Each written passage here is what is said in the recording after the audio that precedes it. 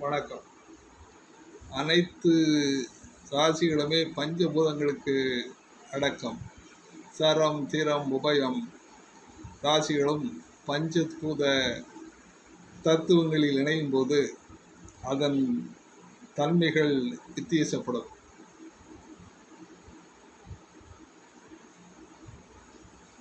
ராசிகளின் தனித்தன்மை. நெருப்பு தத்துவ ராசிகள் என்று ராசிகள் இருக்கின்றன.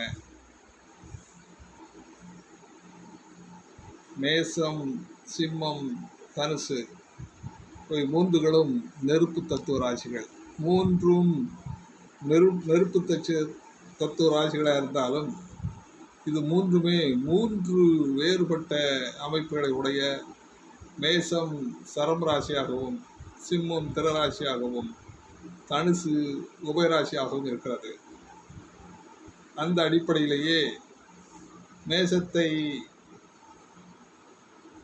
நெருப்புத்தன்மையுடைய ராசியாக நாம் எடுத்துக்கொண்டாலும் மேசம் காட்டு தீ என்று நாம் அதை கூறிவிடலாம். சிம்மம் அடுப்பு தீ என்று கூறிவிடலாம்.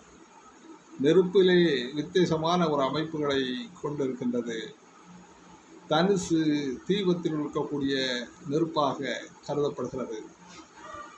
இங்கே நெருப்பு தத்துவம் என்று நாம் சொன்னாலும் நெருப்பினுடைய தன்மைகளை இங்கே நாம் மேசம் என்பது சரராசி. சரம் என்றால் ஓடிக்கொண்டே இருக்கக்கூடிய அமைப்பு. அது காட்டுத்தீயாக பரவிவிடும். சிம்மராசி என்பது திறத்தன்மை, நின்று கொண்டிருக்கக்கூடிய ஒரு அமைப்பு. அது அடுப்பு தீ, நின்று எரிந்து உணவு சமைப்பதற்கும் பல்வேறு சமையல்களை செய்வதற்கும் பயன்படுகின்றது. தனுசு ராசி இது உபயராசியாக இருப்பதால் அவை தீபத்திலே இருக்கின்ற நெருப்பாக அதை நாம் கருதுகின்றோம். இப்படி மூன்று தன்மைகளை அந்த நெருப்பு பெற்றிருக்கின்றது. நாம் நெருப்பு ராசியை தொடர்ந்து நிலத்தத்துவ ராசிகளை நாம் குறிப்பிட இருக்கின்றோம். நிலத்தத்துவம் ரிஷபம், கன்னி, மகரம். ரிஷபம் திர ராசியாக இருக்கின்றது. கன்னி ஒரு உபயராசியாக இருக்கின்றது. மகரம் ஒரு சரராசியாக இருக்கின்றது. அந்த அடிப்படையில் ரிஷபராசியை நாம் தரிசு நிலமாக நாம் எடுத்துக்கொள்ளலாம். கன்னி வயல்வெளி. கன்னி ராசி நெல்கதிர்களை கொடுக்கக்கூடிய பசுமையான ஒரு வயல்வெளியை கொண்டதுதான் நிலத்தத்துவத்திலே கன்னி ராசி. மகர ராசியை பொறுத்தளவு சேற்று நிலத்தை குறிக்கக்கூடிய ஒரு ராசி மகர ராசி. நிலத்தத்துவத்திலே சேற்று நிலத்தை குறிக்கக்கூடிய ராசி.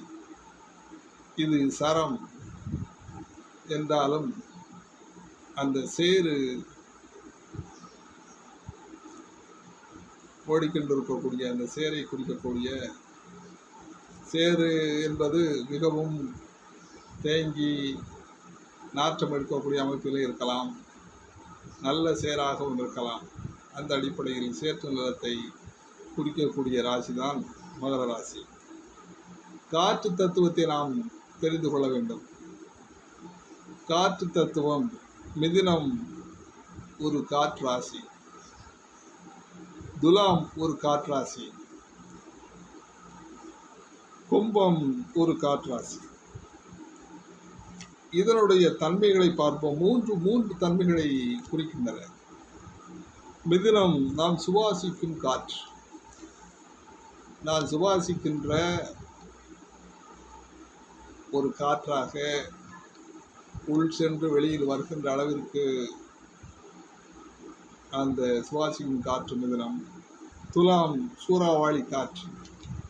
துலாம் என்பது சூறாவளி காற்று. அது ஒரு சரம் ராசி. சூறாவளி காற்று என்றால் கடுமையான சுழற்சியை கொண்டு புழுதியை அள்ளிக்கொண்டு வரக்கூடிய அந்த சூறாவளி காற்றாகத்தான் துலாம் ராசியை நாம் கருதுகின்றோம் காற்று தத்துவத்திலே. கும்பராசி என்பது பலூரில் உள்ள காற்று. கும்பராசியை பொறுத்தளவே அந்த காற்று பலூனில் நாம் ஊது வைத்தால் அந்த பலூனுக்குள்ளே இருக்கக்கூடிய காற்று தான் கும்பராசி. இந்த காற்று தத்துவத்திலே இருக்கக்கூடிய ஒரு அமைப்புகளை 3 விதமாக நாம் இங்கே விளக்கியிருக்கின்றோம். அதற்கடுத்தவர் நீர் தத்துவ ராசிகளை நாம் கூறினோம் என்றால், நீர் தத்துவம் என்பது கடகம் ஒரு சர ராசி, விருச்சிகம் என்பது ஒரு திரராசி, மீனம் உபயராசி.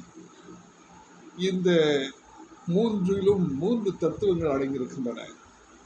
கடகராசி என்பது சரராசியாக இருப்பதால் அது ஆற்று நீர், ஓடிக்கொண்டே இருக்கக்கூடிய ஒரு நீர். ஆறு என்பது எப்பொழுதும் தூங்காமல் ஓடிக்கொண்டே இருக்கும். விருச்சிகம் திறம் என்பது நிலைத்து நிற்கக்கூடிய ஒரு அமைப்பைத்தான் திறம் என்று சொல்வோம்.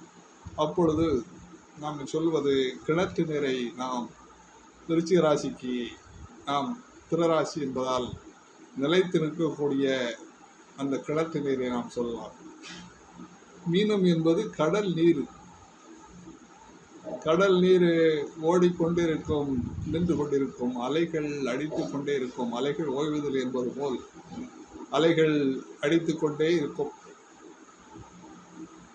சில நேரங்களில் அது நின்று கொண்டே இருக்கும். இது உபயம் என்பதால் சரம் திறம் இரண்டுமே இங்கு கலந்து இயங்கிக் கொண்டிருக்கும்.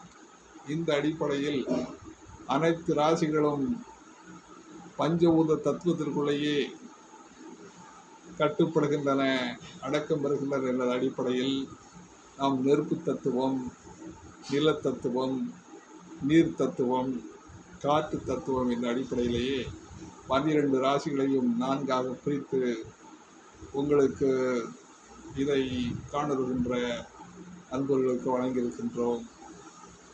இந்த விவரங்களை தெரிந்து கொள்ளுமாறு உங்களை அன்புடன் வேண்டிக் கொள்கிறேன். வாழ்க வளமுடன்.